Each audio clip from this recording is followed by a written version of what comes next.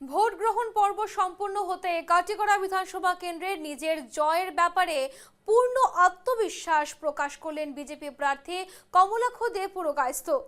এক সাংবাদিক সম্মেলনে তিনি দৃঢ়ভাবে জানান, এই কেন্দ্রে তিনি রেকর্ড ব্যবধানে জয় লাভ করবেন বলে আশাবাদী।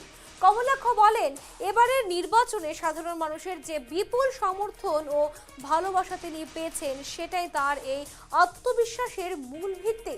তিনি আরো বলেন, মানুষ পরিবর্তন চায়, উন্নয়ন চায়, আর সেই লক্ষ্য নিয়েই আমরা মানুষের কাছে গেছি।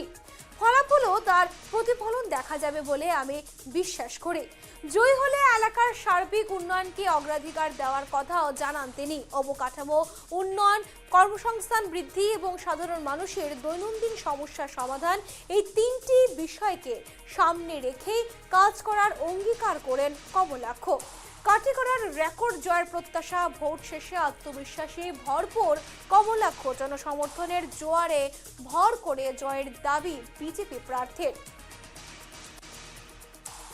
শুনুন কি বলছে কমলাক্ষ দে পুরকায়স্থ।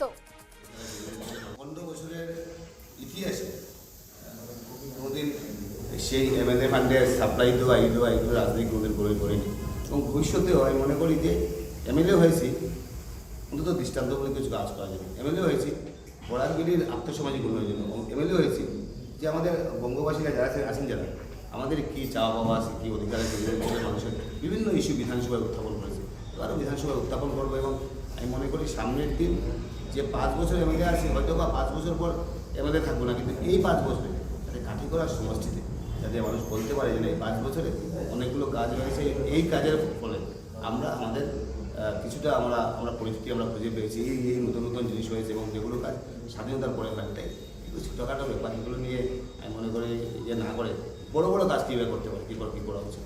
15 বছরের ইতিহাসে